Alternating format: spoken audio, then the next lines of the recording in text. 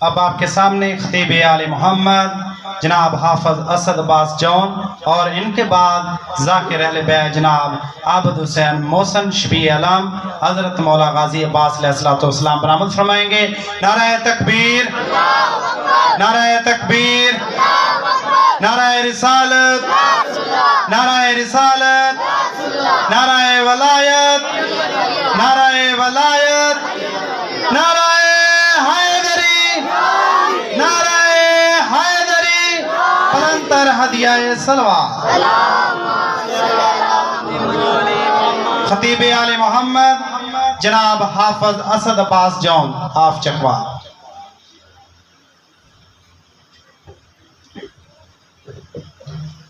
مل کے صلوات پڑھ دے محمد۔ اللہم صلی علی محمد وعلی محمد۔ التماس دعا برائے حجت خدا۔ بسم اللہ الرحمن الرحیم۔ اللہم کل ولیک الحجت ابن الحسن العسکری علیہ السلام، صلواتک علیہ وعلی آبائہ فی هذه الساعة وفی کل ساعة من ساعة اللیل والنہار ولیا وحافظا وقائدا وناصرا ودلیلا وعینا حتی تسکنہ وارزقہ طوعا وتمتعہ فیہا طویلا۔ یا رب محمد وآل محمد صلی علی محمد وآل محمد وعجل فرج آل محمد۔ مل کے باباز بلند صلوات۔ اللہم صلی علی محمد وعلی محمد۔ اعوذ باللہ من الشیطان الرجیم۔ بسم اللہ الرحمن الرحیم۔ الحمدللہ رب العالمین والصلاة والسلام علی سید الانبیاء والمرسلین خاتم لما سبق والفاتح لمن غلق المعلن الحق بالحق ابو القاسم محمد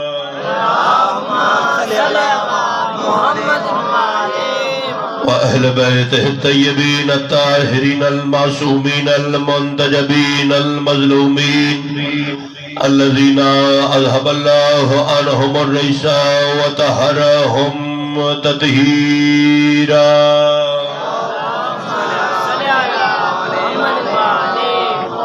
لا سیما بقیت اللہ المنتظر امام زماننا ھذا روحی و ارواح العالمین لتراب المقدم الفداء عجل اللہ تعالی فرجہ الشریف وسہل اللہ تعالی مخرجہ الشریف ولعنت اللہ علی دائما باقیہ علی آدائہم وغاصب حقوقہم ومنکر ولایتہم وفضائلہم ومصائبہم اجمعین۔ اما بعد، بسم اللہ الرحمن الرحیم۔ اليوم یائس الذین کفروا من دینکم۔ مل کے بآواز بلند صلوات پڑھ دے محمد۔ میری دعا ہے آل محمد کا عظیم و کریم خالق اس جلیل القدر عبادت کو اپنے بارگاہ میں شرف قبولیت عطا فرمائے۔ جتنے قدموں سے سادات و مومنین چل کر اس مقدس بارگاہ میں تشریف آئیں، کریم خالق آپ کا آنا مخدوم عالمیان کی عزت و عظمت کے صدقے میں اپنی بارگاہ میں مقبول و منظور فرمائے۔ دلوں میں جتنی نیک جائز سری حاجات رکھتے ہیں، کریم خالق ہر عزادار کی محافظت فرمائے۔ آپ کی تمام حاجات شریعہ کو اپنی بارگاہ میں مقبول اور منظور فرمائے۔ پوری کائنات میں جہاں عزاداری مظلوم کربلا برپا ہو رہی ہے، کریم خالق ہر عزادار، ہر مجلس، ہر جلوس کی حفاظت فرمائے۔ مل کے ایک مرتبہ صلوات پڑھ دیں اپنی نوکری کا آغاز۔ معزز صاحبان گرامی قدر، خداوند عالم نے جب اپنے عزتوں والے پیغمبر کے ذریعے سے امیر المومنین کی ولایت مطلقہ کا جب باضابطہ اعلان فرمایا، تو اعلان ولایت سننے کے بعد جو کافروں کی صورتحال تھی، اسے خداوند عالم قرآن مجید میں کچھ اس طرح ارشاد فرما رہا ہے کہ اے میرے حبیب، آج اس اعلان ولایت کی وجہ سے، آج تیرا امیر المومنین کا بازو دکھانے کی وجہ سے، آج من کنت مولا ہو فہذا علی مولا فرمانے کی وجہ سے، میرا حبیب آج کافر تیرے دین سے مایوس ہو گئے۔ اگر سمجھ میں آتی جائے تو تھوڑا تھوڑا بولنے کی کوشش کیجئے گا۔ آج کافر تیرے دین سے مایوس ہو گئے۔ حالانکہ اگر کوئی مجھ سے میرے ناقص خیال کے متعلق پوچھتا تو میں کہتا کہ کافروں کو تو ہجرت کی رات ہی مایوس ہو جانا چاہیے تھا،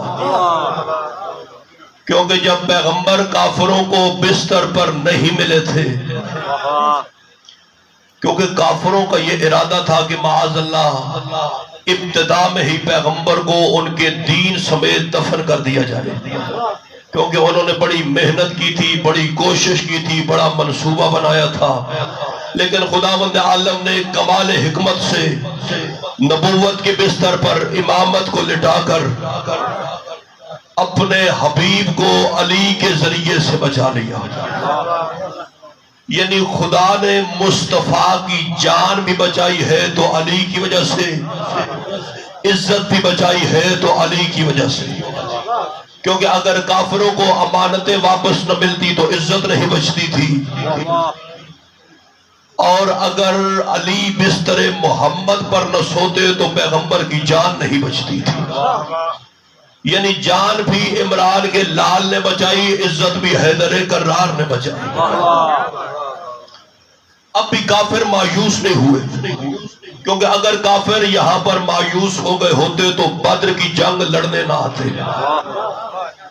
پورا سال انہوں نے قبلہ چندہ اکٹھا کیا، کافروں نے پورا سال پیسے اکٹھا کیے، پورا سال پیسے اکٹھے کرنے کے بعد پیغمبر خدا کو قتل کرنے کے نجس ارادے کے ساتھ بدر کے قریب جا پہنچے۔ یہاں پر حالت بڑی پتلی، گنتی کے 313 مسلمان، صرف 2 گھوڑے، چند اونٹ، اور بیچارے 313 مسلمان، اور ساری فوج کا اکلوتا آسرا میرے بادشاہ علی ابن ابی طالب۔ پورے لشکر اسلام کو جس ایک ہستی پہ ناز تھا، اس کا نام تھا میرا مولا علی ابن ابی طالب۔ اور جب جنگ بدر شروع ہوئی ہے، پہلی مرتبہ میرے علی بادشاہ نے تلوار سے وہ جوہر دکھائے، اور یہ یاد رہے علی کے ہاتھ میں ابھی تک ابو طالب کی تلوار تھی، کیونکہ ذوالفقار ابھی تک نازل ہی نہیں ہوئی تھی۔ ذوالفقار نازل ہوئی ہے جنگ احد کے میدان میں، اور ابھی جنگ بدر تھی، اور جنگ بدر جب آئی ہے تو میرا مولا علی اس شان سے لڑا ہے، اس شوکت سے لڑا ہے، اس بہادری سے لڑا ہے، اس جرأت سے لڑا ہے کہ پورے مسلمانوں کی فوج نے جتنے کافروں کو مارا تھا اتنے اکیلے میرے بادشاہ علی نے مارا تھا۔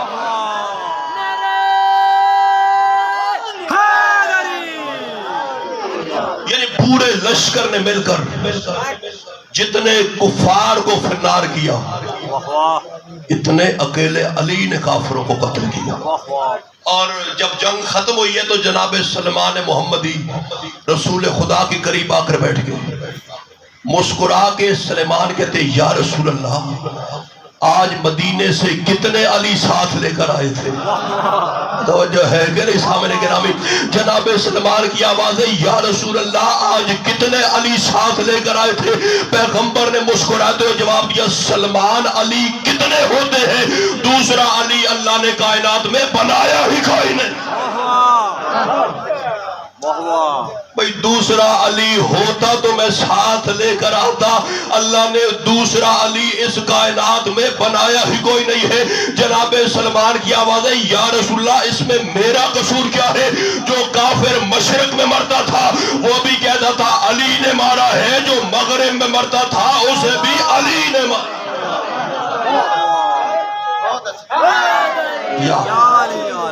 جو کافر یہاں مرتا اس کی یہی آواز آتی کہ میرا قاتل کا نام علی ابن ابی طالب۔ اور مقصرین کو اس بات پر بھی بڑا اعتراض ہے کہ علی ایک ہو کر 40 بندوں کے گھر میں روزہ افطار کرنے کے لیے کیسے پہنچ گیا۔ بزرگوں کو یہ واقعات یاد ہیں، چھوٹے بچوں کو جلدی جلدی بس واقعہ سنانا چاہتا ہوں کہ ایک دفعہ امیر المومنین کی زندگی میں ماہ رمضان آیا۔ ایک صحابی قریب آیا، کہا یا علی میرے پاس تھوڑے سے جو پڑے، آج میرا دل چاہتا ہے کہ آپ روزہ میرے ساتھ افطار کیجیے۔ علی نے فرمایا میں آ جاؤں گا۔ تھوڑی دیر گزری، دوسرا صحابی آیا، کہا یا رسول اللہ، یا علی میرا دل چاہتا ہے آج روزہ میرے ساتھ افطار کریں۔ علی نے فرمایا آ جاؤں گا۔ تیسرا آیا، اسے بھی کہا آ جاؤں گا۔ چوتھا آیا، اسے کہا آ جاؤں گا۔ پانچواں آیا، اسے کہا آ جاؤں گا۔ یعنی جتنے بندوں نے دعوت دی علی کو روزہ افطار کرنے کے لیے، علی اس واحد کریم کو کہتے ہیں کہ علی کسی کو بھی انکار نہیں کر سکتا۔ بندے حیران، اس سے بھی ہاں، اس سے بھی ہاں، اس سے بھی ہاں، اس سے بھی ہاں۔ یا عصر کا وقت ہوا، مولا علی مسجد سے نکلنے لگے، یا پیغمبر مولا کے پاس آ گئے، کہا یا علی میرا دل چاہتا ہے کہ آج آپ روزہ میرے ساتھ افطار کیجیے۔ علی نے فرمایا آقا تو میرا آقا ہے، میں تیرا نوکر ہوں، تیرا حکم سراخوں پہ، یا رسول اللہ میں آ جاؤں گا۔ خیر دن گزر گیا، اگلا دن آیا، صبح کا ٹائم تھا، بندے مسجد نبوی میں اکٹھے ہو گئے۔ ایک بندہ کہتا ہے یار میرے جیسا خوش قسمت کون ہوگا کہ پوری کائنات کو رزق فراہم کرنے والا علی کل روزہ میرے ساتھ افطار کر رہا تھا۔ دوسرا بندہ ہے یار کچھ تو حیا کر، کچھ تو شرم کر، رمضان کے مہینے میں جھوٹ تیرے منہ پر جڑتا نہیں۔ ان کا کیسا جھوٹ، کون سا جھوٹ؟ ان کا تو کہہ رہے علی روزہ میرے ساتھ افطار کر رہا تھا، حالانکہ علی نے تو کل روزہ میرے ساتھ افطار کیا۔ دونوں بندے آپس میں بحث مباحثہ کرنے لگے، آپس میں جھگڑا کرنے لگے۔ دونوں نے کہا یار آپس میں لڑنے کی ضرورت نہیں، جا سلیمان بیٹھا ہے اس سے جا کر فیصلہ کرا لیتے۔ دونوں بندے آئے جناب سلیمان محمدی کی طرف، کہا یار سلمان دیکھنا علی نے کل روزہ میرے ساتھ افطار کیا، حالانکہ یہ کہہ رہے کہ علی نے روزہ میرے ساتھ افطار کیا۔ بھائی سلمان تو ہی بتا علی کل افطار روزہ کس کے گھر میں کر رہا تھا؟ جناب سلیمان محمدی کی مسکراتے ہوئے آواز آئی مجھے تم دونوں کا تو پتہ نہیں، علی تو کل روزہ میرے ساتھ افطار۔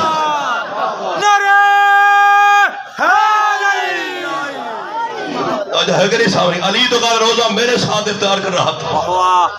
خیر تھوڑی دیر گزری، مسجد نبوی کے کونے کونے میں چہمگوئیاں شروع ہونے لگی۔ جناب سلمان کی آواز آئی علی کل روزہ میرے ساتھ افطار کر رہا تھا۔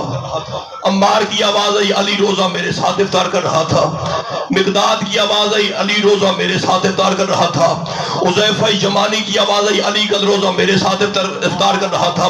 اور ان کا آپس میں بحث کر کے لڑنے مرنے جھگڑنے کی ضرورت نہیں ہے، اور پیغمبر تشریف فرما ہے ان سے جا کر فیصلہ کرا لیتے۔ سارے بندے اکٹھے ہو کر پیغمبر کی بارگاہ میں آئے، کہا یا رسول اللہ آپ ہی فیصلہ کریں، سلمان سچا ہے کہ ابو ذر سچا ہے، یا حذیفہ سچا ہے، یا عمار سچا ہے، یا مقداد سچا ہے؟ یا رسول اللہ کیونکہ ہم سب لوگوں کا بس یہی دعویٰ ہے کہ علی کل روزہ میرے ساتھ افطار کر رہا تھا۔ مجھے علم عباس کی قسم ہے، پیغمبر نے مسکراتے ہوئے فرمایا مجھے تم سب لوگوں کا تو پتہ نہیں ہے، علی تو کل روزہ میرے ساتھ افطار۔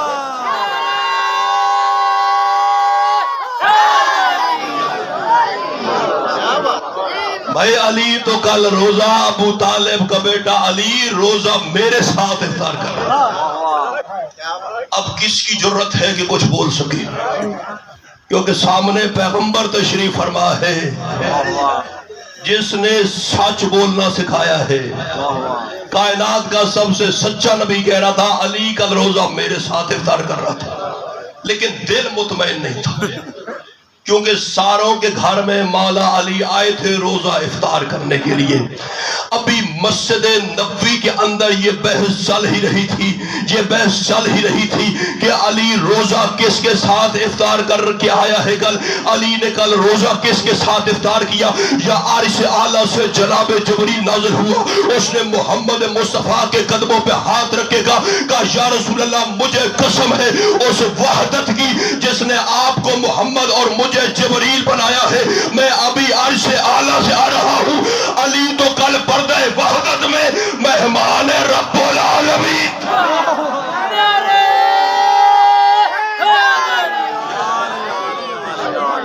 علی تو کل عرش اولا پہ روزہ افطار کر رہا تھا. علی تو کل مہمان رب العالمین تھا.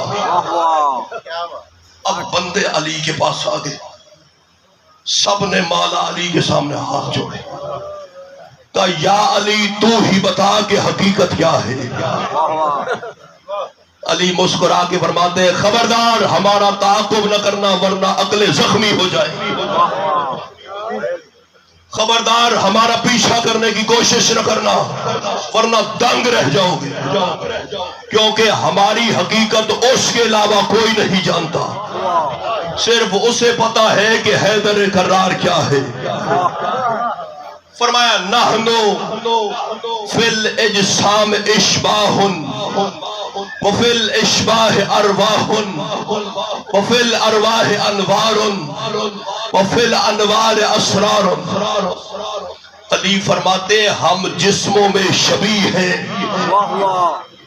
میری اوقات نہیں ہے میں اپنے بادشاہ علی کے فکرے کی تشریح کروں. فرمایا ہم جسموں میں شبیہ. شبیہ کسے کہتے ہیں؟ آئینہ لگاؤ، اگر آئینے کے سامنے میں کھڑا ہو جاؤں، ایک اسد عباس آئینے کی اس طرف ہے، ایک اسد عباس آئینے کی اس طرف ہے. حالانکہ بندہ ایک ہے لیکن ایک اس طرف ہے ایک اس طرف ہے. اسی آئینے کے 100 ٹکڑے کر کے زمین پہ پھینک دو، اب میں اوپر سے کھڑا ہو کے دیکھنے لگ جاؤں، اب پتہ چلے گا اس ٹکڑے میں بھی اسد عباس ہے، اس ٹکڑے میں بھی اسد عباس ہے، اس ٹکڑے میں بھی اسد عباس. توجہ ہے کہ نہیں سامنے گرامی؟ فرماتے ہم جسموں کے اندر شبیہ ہیں. ایک مسئلہ جناب جبریل نے بھی پوچھا تھا مولا علی سے، یا علی میں بڑا پریشان ہوں. علی نے فرمایا جبریل ہمارے ہوتے ہوئے؟ کہ جبریل تجھے تو پتہ ہونا چاہیے جس اللہ نے مشکل بنائی ہے اسی نے مجھے مشکل کو شاہ بنایا ہے. کہ جبریل مسئلہ بیان کر، مسئلہ کیا ہے، پریشانی کیا ہے، مشکل کیا ہے. جناب جبریل کی آواز ہے یا علی میں آپ کے پاس کھڑا تھا، ایک بندہ آیا تھا آپ کے پاس دعا منگوانے کے لیے، آپ نے دعا کے لیے ہاتھ اٹھا دیے تھے کہ خدایا اس بندے کی مشکل کو حل کر دے. کہ جبریل اس میں کیا مسئلہ ہے، ہر بندہ ہی دعا مانگتے، اللہ نے ہمیں دعا مانگنے کا حکم دیا. کہ یا علی مسئلہ اس میں نہیں ہے، میں نے آپ کو اسی وقت عرش پر بھی دیکھا تھا، آپ فرشتے کو حکم دے رہے تھے کہ جاؤ فلاں بندے کا مسئلہ حل کر دو، جاؤ فلاں بندے کی پریشانی حل کر دو. یا علی یہ طریقے دو کیوں ہے؟ نیچے دعا مانگتے ہیں اوپر حکم چلاتے ہیں، یہاں دعا کیوں ہے اوپر حکم کیوں ہے؟ آواز حیدر کرار آئی جبریل سن لے، ہم دعا بھی مانگتے ہیں ہم حکم بھی چلاتے ہیں، لیکن جب ہم کھڑے ہو کر دعا مانگتے ہیں تو نظام بچاتے ہیں، اوپر کھڑے ہو کر حکم چلاتے ہیں تو نظام چلا رہے ہوتے ہیں.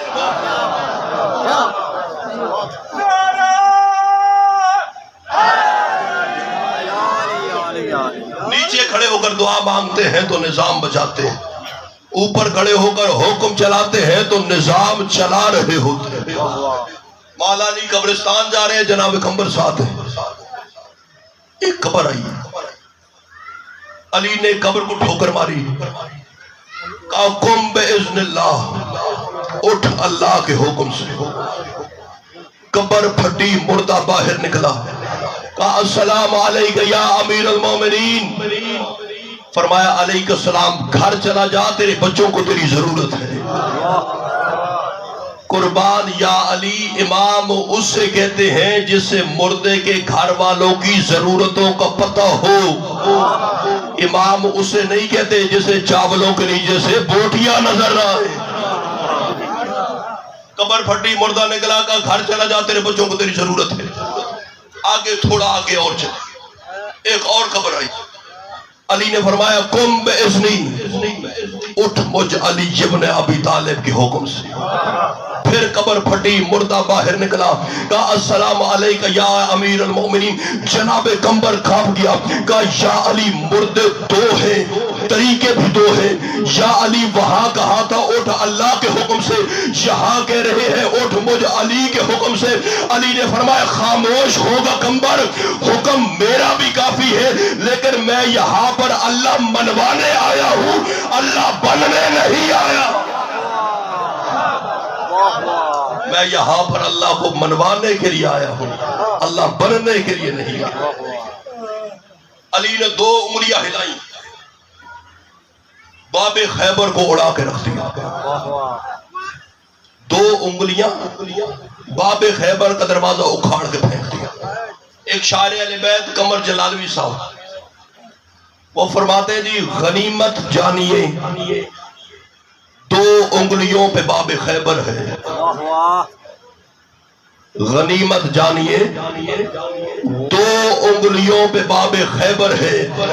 5 انگلیاں اٹھ جاتی تو عرش و فرش اٹھ جاتے. 5 انگلیاں ایک عام سی اٹھنی جو 5 کلو 10 کلو 15 20 30 کلو دودھ دیتی ہے اسے کہا جاتا ہے جی عام اٹھنی.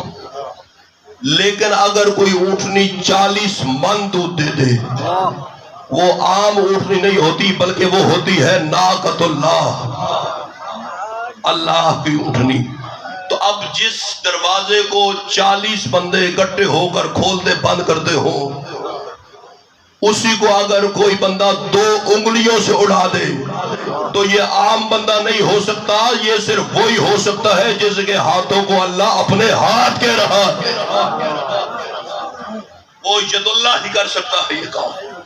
علی نے 2 انگلیوں سے باب خیبر کو اکھاڑ کر ہوا میں پھینک دیا. 50 بندے تھے خیبر کے اندر، انہوں نے آپس میں میٹنگ کی. اتنی طاقت یہ کوئی عام بندہ تو نہیں کر سکتا، ہو نہ ہو یہی اللہ ہے. تاریخ میں ان بندوں کے نام بھی موجود ہیں. پیغمبر کے ساتھی تھے، سارے صحابی تھے.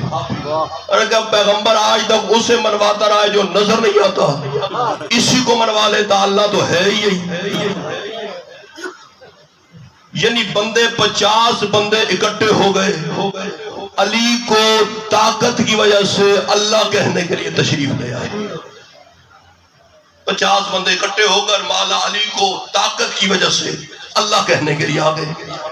لیکن امام ہوتا ہی وہ ہے جو ارادوں کی زبان سے واقف ہو. تقدیر جس کی مرضی سے پلے اسے امام کہتے ہیں، جو مشیت کا کاروبار لائے اسے امام کہتے ہیں. یعنی 50 بندے آئے علی کو طاقت کی وجہ سے اللہ کہنے کے لیے. جب بندے قریب آ کر کھڑے ہو گئے علی نے جو کی سوکھی روٹی کا ایک ٹکڑا اٹھا لیا. اب علی روٹی کے ٹکڑے کو توڑنے کی کوشش کرتے ہیں لیکن ٹکڑا ٹوٹتا نہیں ہے. علی زور لگاتے ہیں لیکن ٹکڑا ٹوٹتا نہیں ہے. بندے آئے تھے طاقت کی وجہ سے اللہ کہنے کے لیے. اب علی ان سے کہتے ہیں یار ذرا پیالے میں پانی رکھ کے دینا، یہ روٹی کا ٹکڑا بڑا سخت ہے مجھ سے ٹوٹ نہیں رہا. اب علی نے پانی کے اندر اس روٹی کے ٹکڑے کو بھگویا. پھر علی توڑنے کی کوشش کرتے ہیں لیکن ٹکڑا پھر بھی نہیں ٹوٹتا. اب بندے یہ کہہ کر واپس چلے جاتے ہیں کہ وہ کوئی معجزہ ہو گیا ہوگا، وہ کوئی اللہ کا ہی معجزہ ہوگا. جس بندے سے روٹی کا ٹکڑا نہ ٹوٹ سکے وہ اللہ نہیں ہوتا.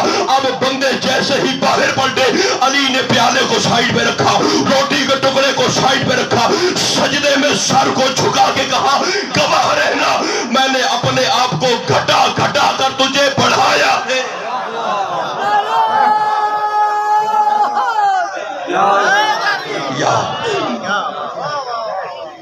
میرا زور ہی ویکھو تے اپنا نعرہ ہی ویکھو.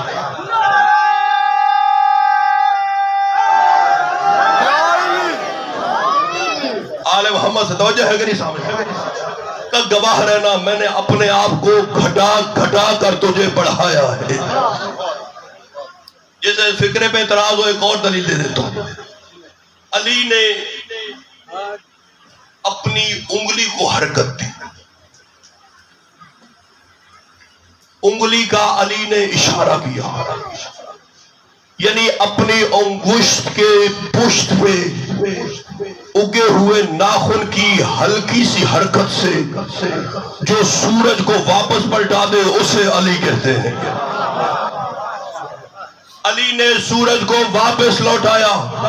اگر کوئی میٹرک پڑھا لکھا طالب علم بھی تشریف فرمائے تو اس سے بھی یہ بات اچھی طرح پتہ ہوگی کہ سورج اکیلا نہیں ہے، اس کے ساتھ پورا نظام شمسی ہے.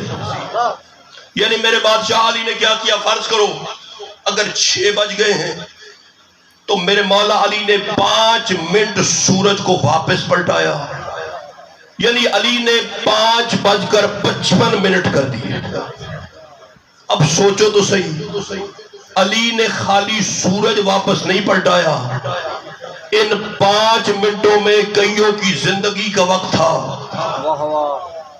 کئیوں کی موت کا وقت تھا، کئیوں کے رزق کا وقت تھا، کئیوں کی دولت کا وقت تھا. یعنی ماننا پڑے گا علی نے جس نے 5:56 پہ مرنا تھا اس کی زندگی بھی واپس لوٹائی. علی نے کسی کی موت واپس لوٹائی، کسی کو رزق لوٹایا. اور میرے مولا علی نے سورج کو واپس پلٹانے کے بعد پہلا کام کیا کیا؟ جیسی سورج واپس پلٹا میرے بادشاہ علی نے فوراً سجدے میں سر کو جھکا دیا. فوراً سجدے میں سر کو جھکا، کیونکہ علی نے نماز کے لیے سورج کو لوٹایا تھا. سجدے میں سر رکھ کہا سبحان ربی الاعلی و بحمدہ. میں کہوں گا یا علی اتنا بڑا کرشمہ کر دیا، اتنا بڑا معجزہ کر دیے، آخر سجدے میں سر رکھنے کی ضرورت کیا تھی؟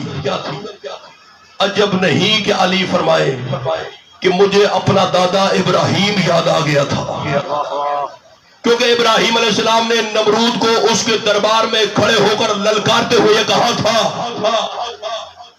کہ میرا اللہ سورج کو مشرق سے نکالتا ہے، اگر تو خدا ہے تو سورج کو مغرب سے نکال کے دکھا. مجھے یاد آ گیا کہیں ابراہیم علیہ السلام ڈگمگا نہ جائے، کیونکہ علی اگر نمرود اس کی تو جرت ہی نہیں تھی، لیکن اگر نمرود سورج کو مغرب سے لوٹا دیتا تو ابراہیم علیہ السلام کو نمرود کو خدا تسلیم کرنا واجب ہو جاتا. اس لیے اللہ نے سورج کو جیسے ہی واپس لوٹایا سجدے میں سر رکھ کے کہا سبحان ربی الاعلی و بحمدہ. یعنی اللہ وہ ہے، میں نہیں. علی کہتے کسے ہیں؟ جو اللہ والے کام کر کے دکھائے، کیونکہ ولی اللہ بھی ہے، ولی یہ بھی ہے. اور جو اللہ والے کام کر کے خود کا سر سجدے میں رکھ دے اسی کہتے ہیں علی ابن ابی طالب، کیونکہ یہ ہے مظہر اس کے، یہ ظاہر کرنے آئے ہیں اس کو. مثلا میں مثال دیتا ہوں، یہ اسد عباس کا ہاتھ ہے، یہ اسد عباس کا چہرہ ہے، یہ اسد عباس کا جسم ہے، یہ اسد عباس کے بازو ہیں. اب میرا سوال ہے کہ بتاؤ اسد عباس خود کدھر ہے؟ توجہ ہے کہ نہیں؟ یعنی یہ سارے میرے اعضاء ہیں، اصل کدھر ہے؟ وہ چھپا ہوا ہے. یہ چیزیں اس کو ظاہر کر رہی ہیں. یعنی ان کو دیکھو اصل کو پہچانو، علی کو دیکھو اللہ کو پہچانو، علی کا کرم دیکھو اسے کریم مانو، علی کی عطا دیکھو اسے مطیع مانو. وہ باطن ہے، یہ ظاہر ہے، اس کو ظاہر کرنے والے یہ. آخری بات زحمت تمام کرو. دریا کے کنارے ایک صحابی پہنچا. علی فرماتے کہ جا کر آواز لگا دریا کے کنارے کن نتیس، ایک مچھلی باہر آئے گی. اسے پوچھنا کہ علی بادشاہ کے ساتھ پورا لشکر ہے، ہم نے گزرنا ہے، تو بتاؤ دریا میں سے پانی کم کہاں سے ہے اور زیادہ کہاں سے؟ صحابی دریا کے قریب آیا، انہوں نے کہا آواز لگائی کن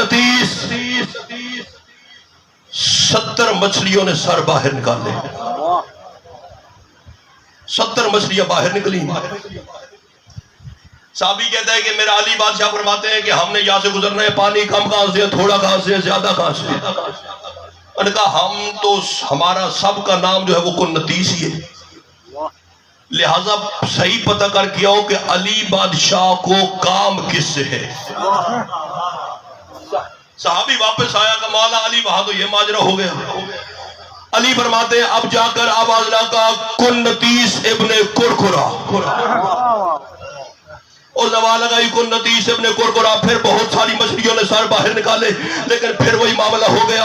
اب صحابی پھر گیا پھر آیا، پھر گیا پھر آیا، پھر گیا پھر آیا، اور آخری دفعہ اس نے جا کر آواز لگائی۔ علی فرماتے کنتیس ابن کرکرا ابن مرمرا ابن الجمہ، علی ابن ابی طالب فرماتے ہیں کہ ہم نے یہاں سے گزرنا ہے، رستہ کہاں سے ہے، پانی تھوڑا کہاں سے ہے، زیادہ کہاں سے ہے۔ ایک مچھلی مست ہو کر باہر نکلی، کہتی ہے او بندہ خدا عقل کا علاج کرا، جو علی ہماری 7 پشتوں کے نام جانتا ہے اسے یہ پتہ نہیں ہوگا پانی کم کہاں سے ہے، زیادہ کا۔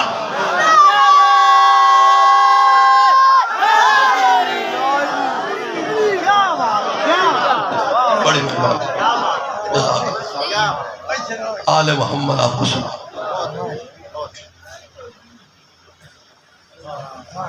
آج 7 محرم ہے، عزادارو آج اس گھرانے میں پانی بند ہو گیا، اتنی مجبور ہو گئی ساقیہ کوثر کی بہو خشک مشکیزہ کئی بار الٹ کر دے۔ عزاداران اتنا علی اصغر کا قد نہیں تھا جتنا ظالم قتیر تھا۔ اولاد چھوٹی ہو، ماشاءاللہ اکثر صاحب اولاد تشریف فرمائے، اولاد چھوٹی ہو دل کرتا ہے جوانی دیکھیں، اولاد جوان ہو دل کرتا ہے اس کے سہرے دیکھیں، لیکن عزادارو اس غریب کا نام ہے حسین جو نہ علی اصغر کی جوانی دیکھ سکا نہ علی اکبر کے سہرے دیکھ سکا۔ شہید محسن نقوی فرماتے تھے در نجف ہے ابھی یاقوت بنے گا، جس جھولے میں کھیلا ہے وہ تابوت بنے گا۔ فرماتے علی اصغر نہ رونا دیکھ کے حرمل قدیر، ورنہ دنیا یہ کہے گی غیر تھی اصغر کی۔ زدارو علی اصغر کو جو تیر لگا ہے اس نے وہ کام نہیں کیا جو تیر کرتا ہے، تیر کا کام ہے سوراخ کرنا، لیکن علی اصغر کو جو تیر لگا ہے مولا فرماتے ہیں ذبح الاصغر من الاذن الى الاذن، علی اصغر ایک کان سے لے کر دوسرے کان تک ذبح ہو گئے۔ علی اصغر کے سر کو شام کے بازار میں ایک عیسائی عورت نے دیکھا، منہ پہ ماتم کر کے کہتی ہے شمر ان کا قصور کیا تھا؟ کتا بکواس کر کے کہتے ہیں بیعت نہیں کرتے تھے، منہ پہ ماتم کر کے کہتی ہے اللہ تجھ پہ لعنت کرے، کیا یہ بچہ بھی بیعت نہیں کرتا تھا؟ یہ تو شاید ماں کو ماں بھی نہیں کہہ سکتا تھا۔ اندر خیمے سے اندر اونٹ سے جناب رباب کی آواز آئی تجھے تو رونے کی بھی اجازت ہے، میں رونے لگتی ہوں ظالم سجاد کو تعزیت۔ عزادارو علی اکبر کی لاش کس نے اٹھائی ہے؟ امام حسین نے۔ جناب قاسم کے ٹکڑے کس نے چنے؟ امام حسین نے۔ لیکن علی اکبر کی لاش اٹھاتے وقت میں یاد نہیں کیا، جناب قاسم کے ٹکڑے چنتے وقت میں یاد نہیں کیا، لیکن حسین رو کے فرماتے ہیں اے میرے شیعو کاش تم مجھے اس وقت دیکھتے جب میں معصوم علی اصغر کے لیے پانی کا سوال دیکھا نہیں۔ سنو گے کیا دکھانا چاہتے حسین تم؟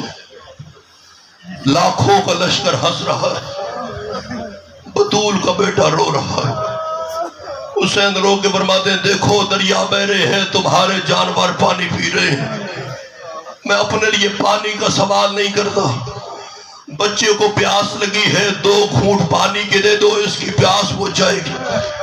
ایک کتے کی آواز آئی حسین پیاس خود کو لگی ہے، نام بچے کا کرتا ہے، ہم پانی تب دیں گے جب علی اصغر خود پانی مانگے۔ عزادارو اللہ جانے کس رنگ کے ساتھ حسین نے علی اصغر کے چہرے کی طرف دیکھا، کہا معاف کرنا علی اصغر۔ علی اصغر کی آواز آئی بابا فکر نہ کر، انہوں نے تیری ماں سے بھی گواہ مانگے تھے، بابا فکر نہ کر، ایسے نہیں مانگوں گا رہتی دنیا تک یاد رہے۔ عزادارو علی اصغر نے خشک زبان اپنے ہونٹوں پہ پھیری، آواز آئی العطش، مسلمانوں میں بڑا پیاسا ہوں، مسلمانوں ایک گھونٹ پانی کا دے دو۔ عزادارو ادھر عمر سعد کی آواز آئی حرملا بچے کے کلام کو قطع کر ورنہ میری فوج باغی ہو جائے گی۔ ادھر دروازے سے جناب فضا کی آواز آئی گا مولا حسین رباب کہتی ہے علی اصغر سے کہو اونچی آواز میں پانی مانگے، کیونکہ ماں کو وہ لفظ بڑے پیارے لگتے ہیں جو اولاد کی زبان سے پہلی دفعہ آخری فکرہ عزادارو جڑ گیا ظالم تیر پہ، کانپ گئی کربلا کی زمین۔ اب سنو گے وہ تیر کون سا تھا؟ عربوں میں کل 6 قسم کے تیر ہوتے تھے۔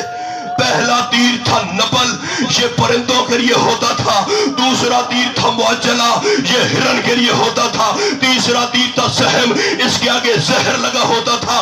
چوتھا تیر تھا میزاب، یہ پرنالے کی شکل کا ہوتا تھا۔ پانچواں تیر تھا زبل، یہ پسلیوں کے اندر گھس آتا تھا۔ چھٹا تیر تھا سہ شعبہ، اس کے آگے 3 پر ہوتے تھے۔ جانور کے سینگ سے اس کی کمار بنتی تھی۔ بڑے سے بڑا بہادر اسے کھڑے کھڑے چلا نہیں سکتا، پہلے اپنا گھٹنا ٹیکتا پھر تیر چلاتا۔ عرب کے وحشیوں نے قسم کھائی ہوئی تھی یہ تیر انسانوں پر استعمال نہیں کرنا۔ ایک دفعہ ماتم کر کے کہہ دے قسمت رباب کے